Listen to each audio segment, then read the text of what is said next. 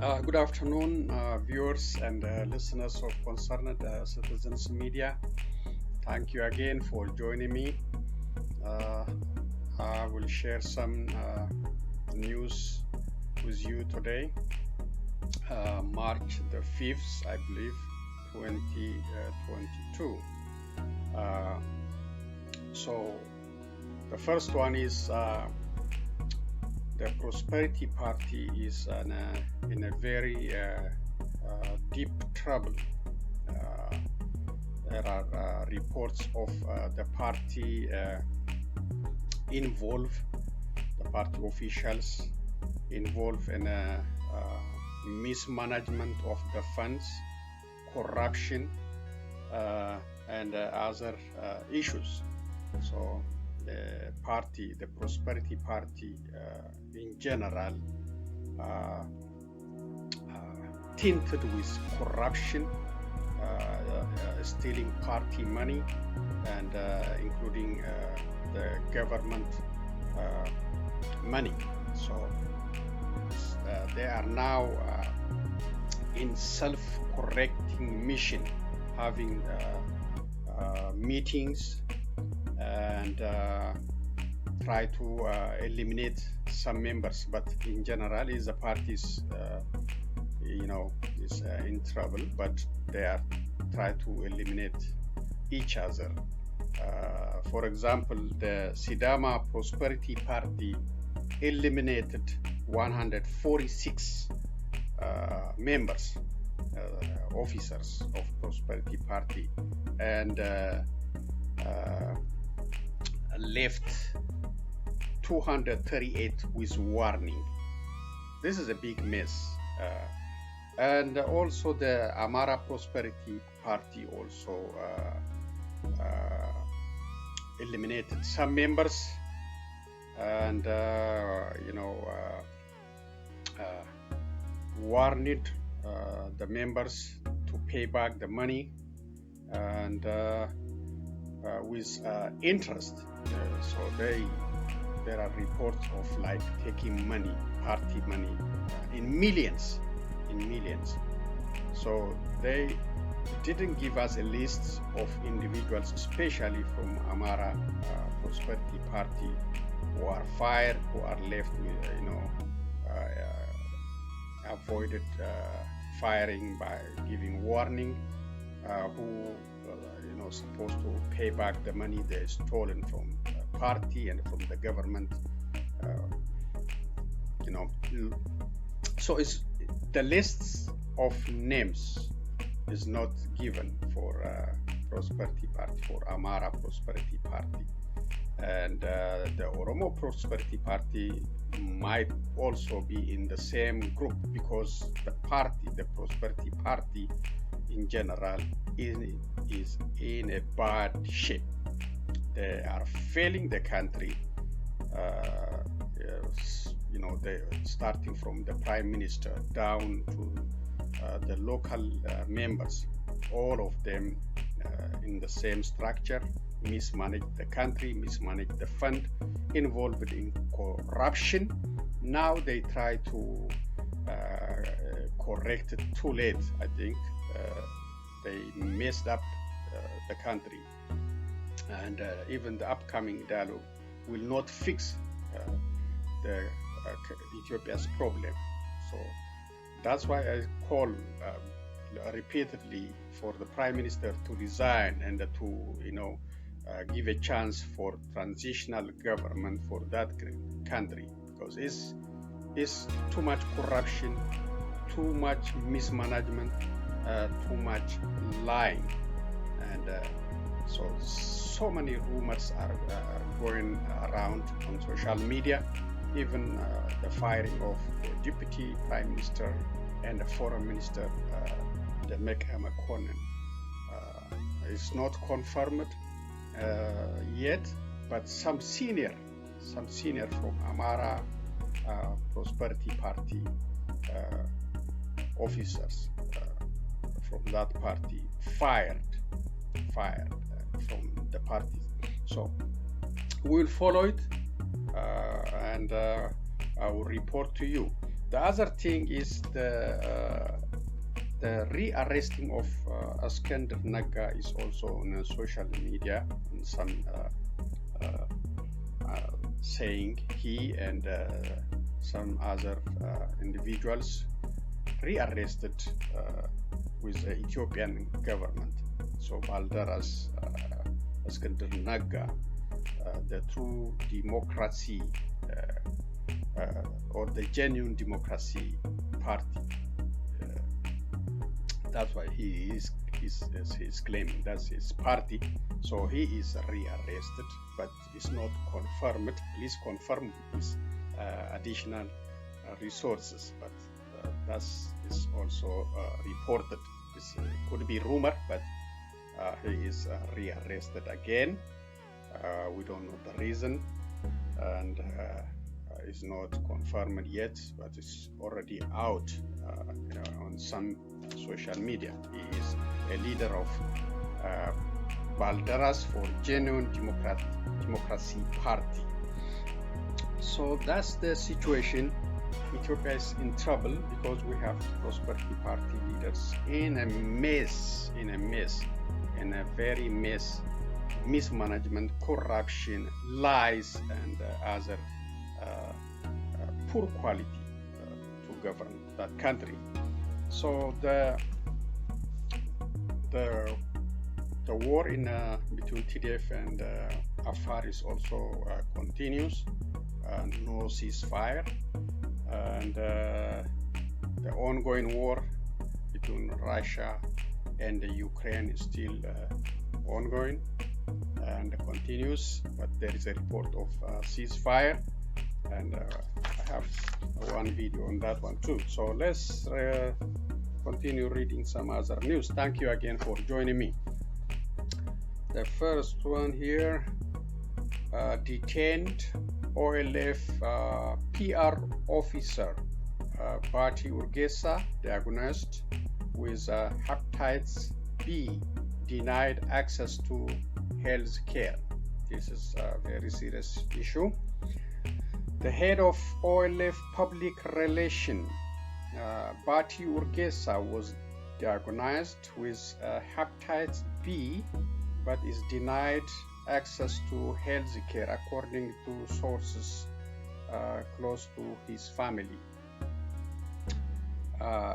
Dirbi Demise, the president of Macatulama Association, told Addis Standard that Bate was diagnosed with hepatitis B and the police are denying him access to medical treatment. The detainees, who are also prominent members of the Oromo Liberation Front, OLF, Mikhail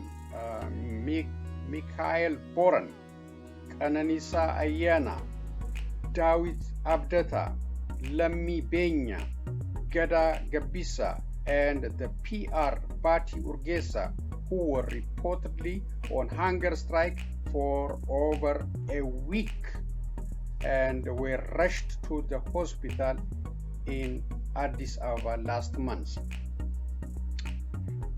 Dirbi added, while Bate, who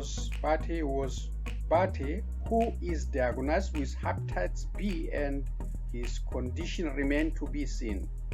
Kananisa, who is suffering from hypertension and diabetes, and others who were rushed to the hospital are recovering.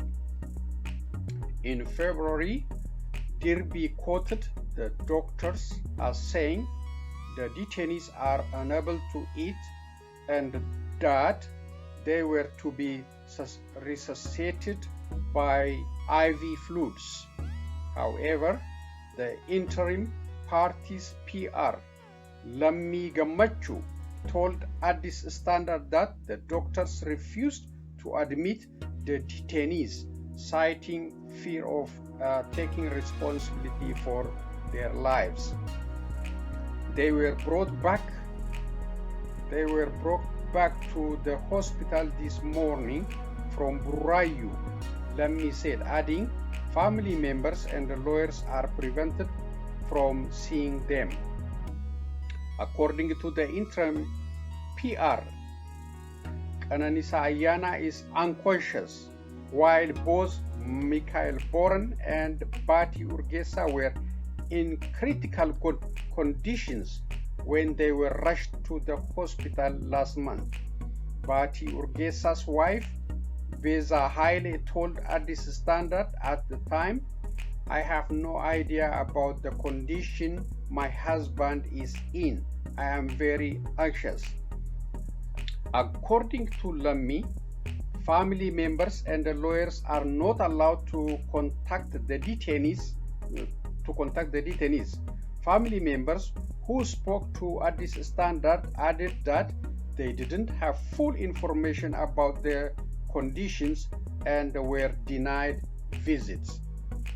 The OLF issued a statement detailing the condition of its senior leaders whose health conditions deteriorated following the week-long hunger strike. Family members are prevented from visiting the detainees, the statement said. OLF accused the ruling party of torturing its jailed members and said that its pleas with the Ethiopian Human Rights Commission to address the human rights violation were to no avail. So that is a situation, very serious situation about these OLF senior officers detained and their health condition is deteriorating and not getting the medical treatment, and lawyers and family visits also denied. That is the new reality in Ethiopia under Abiy Ahmed. The Sudanese authorities have taken measures to prevent the entry of the Tigrayan rebel fighters into the country after the opening of the Galabat crossing. On March 2nd, Sudan opened the Galabat border crossing with Ethiopia after closure that lasted for more than 5 months.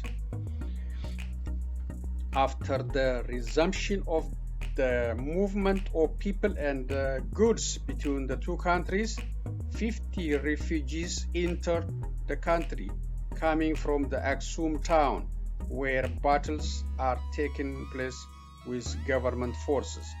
The refugees are 26 women and 24 men, and they were accommodated and received at the Galabat Passport Police Department.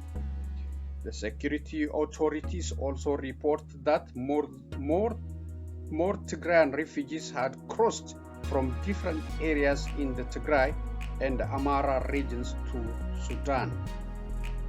The head of the refugee sheltering emergency committee in Gadarif at Fatih Mohammed Mogadam revealed that the authorities fear the presence of the Tigrayan People's Liberation Front fighters among the refugees. Mogadam said that his committee directed the office of Rakuma refugee camp and the refugees protection official to assess the situation on the ground and meet with the Ethiopians from Tigray region to examine their cases and the causes that drive them to Sudan through the Galabat crossing. After investigating the refugees, the committee confirmed that they were seeking asylum and protection within Sudanese territory, the Sudanese official added. According to the Sudanese authorities, requested the international organization to provide them food, shelter, and primary health care. Moghadam further pointed to the need to open a reception center in Galabat as they expect that a large number of Ethiopian refugees arrive in Sudan through the Galabat border crossing. The Ethiopian authorities accuse Sudan of using the refugee camps to harbor and support the TPLF fighters during the past months. Sudan denied the accusations, underscoring that the refugee camps are managed by the UNHCR and international aid groups. Credit Sudan Tribune.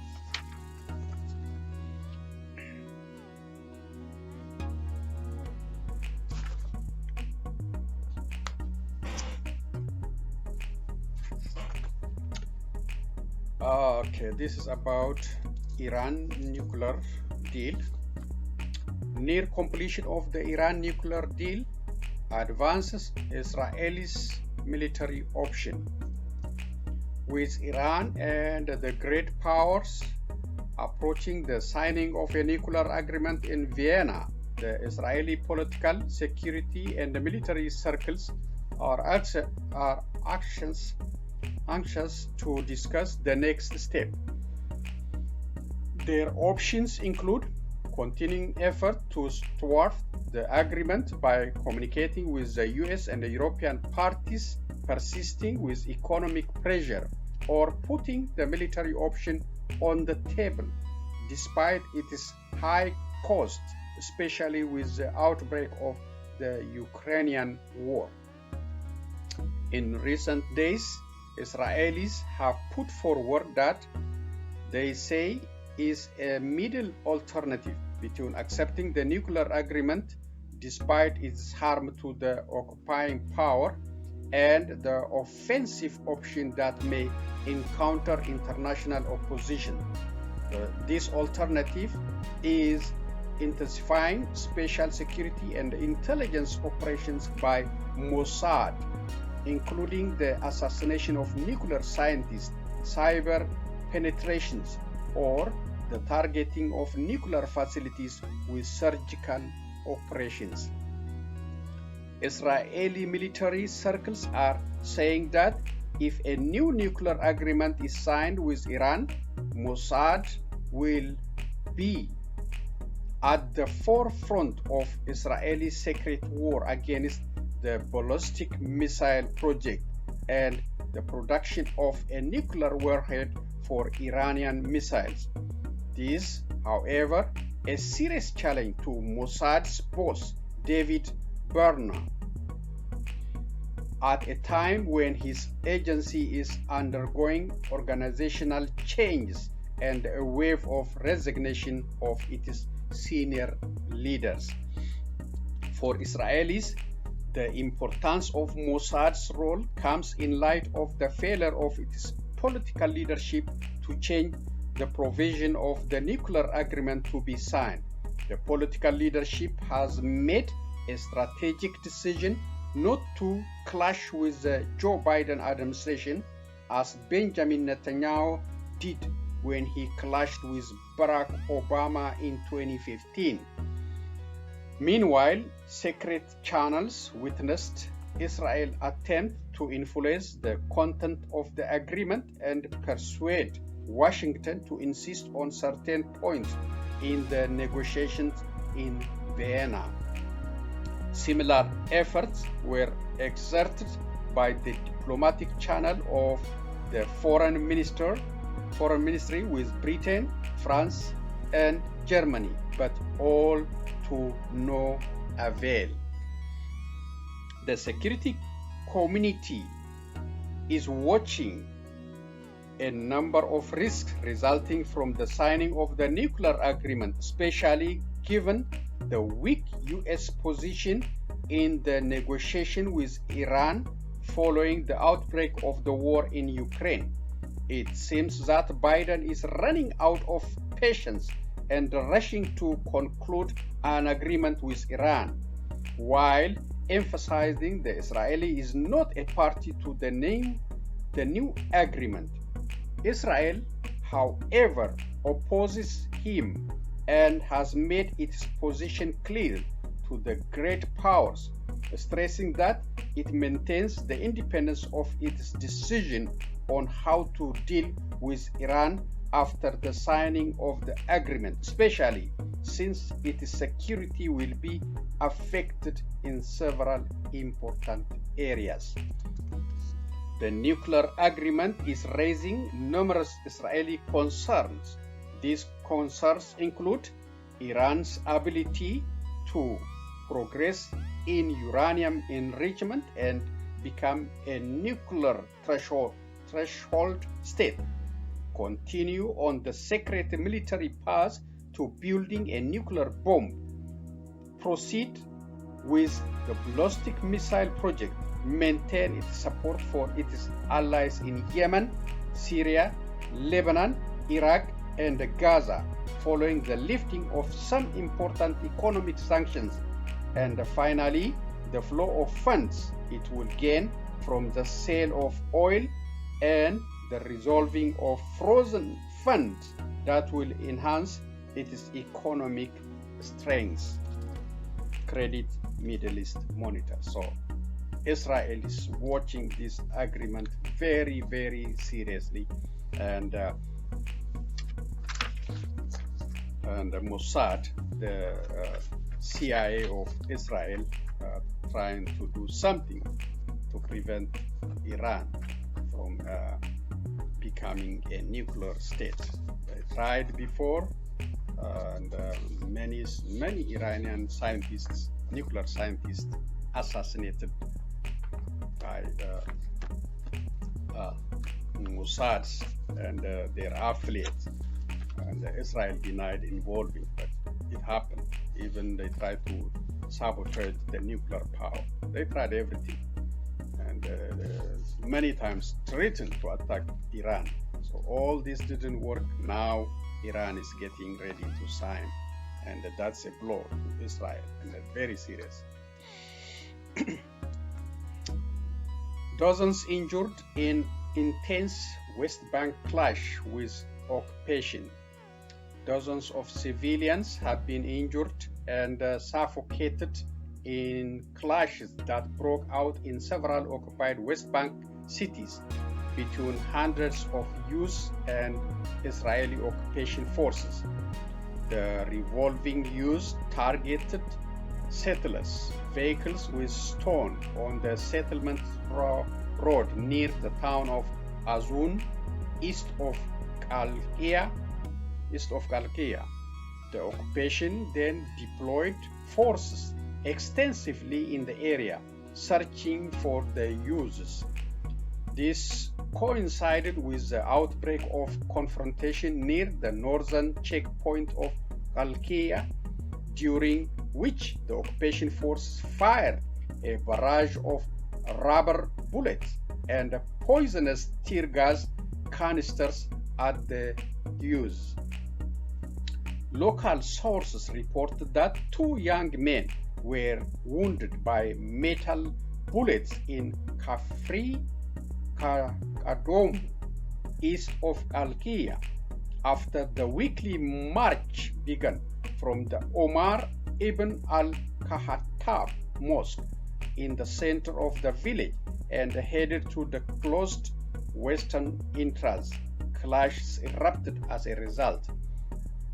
In the south of Bethlehem, the occupation forces stormed the town of Beit Fajjar and the villages of Salmun and Marah Rabah. According to local sources, the occupation soldiers raided a concrete factory owned by Muhammad al-Maghrib and the home of Isa Takatka in Salamwan and searched them both. Some names are very hard to read. This apologize for that. This occurred amid the opposition of the occupation soldiers in the mountains and the land surrounding the raided areas, during which they conducted extensive searches. In the same context, clashes erupted between young men and the occupation forces in Aida camp, north of Bethlehem, after the occupation soldiers stormed the camp. Clashes also broke out between youths and occupation forces in the town of Taku, south of Bethlehem, after several occupation vehicles stormed the entrance of the town. Local sources reported that the occupation forces began implementing a major security campaign in the village and the south of Bethlehem, searching for a wanted individual who allegedly stole a gun from a house in the settlement in which he was working. So that area is very volatile area, very sensitive area, and never been settled. And I hope the two-state solution will come very soon. So if not, this conflict, this operation searching for wanted people, and threatening the livelihood of those Palestinians will continue. So I hope they will form some kind of agreement and form the two-state solution. Israelis living side by side with Palestinians without any bloodshed. But that's a dream. A dream we all hope to become true, but it's very challenging. It's very challenging with a powerful neighbor, and every time crossing into Palestinian areas, demolishing Palestinian homes, and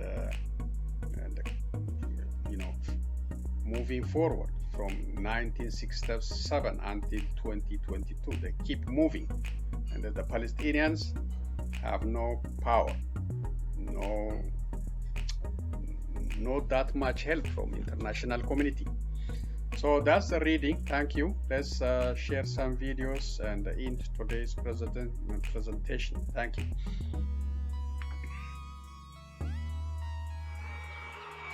Russian President Vladimir Putin said Western sanctions were akin to war on Saturday as his forces pressed on with their assault on Ukraine. On the 10th day of war, planned civilian evacuations from 2 besieged cities were called off, as Russia and Ukraine traded blame over the failure to provide safe passage to civilians fleeing Mariupol and Volnovakha. The Russian Defense Ministry said its units had opened corridors near the cities, which have been encircled by its troops. But in Mariupol, the city council said Russia was not observing a ceasefire. According to RIA news agency, Russia's defense ministry accuses Ukrainian nationalists of preventing civilians from leaving. The International Committee of the Red Cross said it believed that evacuations from both cities would no longer start on Saturday. Russia denies targeting civilians or invading Ukraine and calls its actions a special military operation. Aid agencies have warned of a humanitarian disaster across the country as food, water and medical supplies run short. NATO allies have rejected Ukraine's appeal for no-fly zones, saying they were increasing support, but that stepping in directly could make the situation worse. At the Medica checkpoint in southeastern Poland, women and small children cross from Ukraine in freezing conditions. 18-year-old Anastasia Lukashenko is one of them. I think help of other country is very important for us, really. It's really good, but we really want that NATO close Skype on Ukraine, because Russia kill our children, our parents. President Vladimir Putin launched the invasion on February 24th after weeks of massing troops near Ukraine, his actions drawing almost universal condemnation around the world. He said on Saturday he wanted a neutral Ukraine that had been demilitarized and denazified.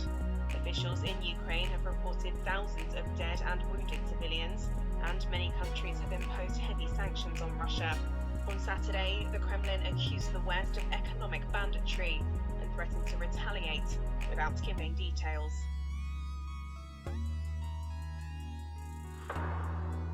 History is filled with almosts.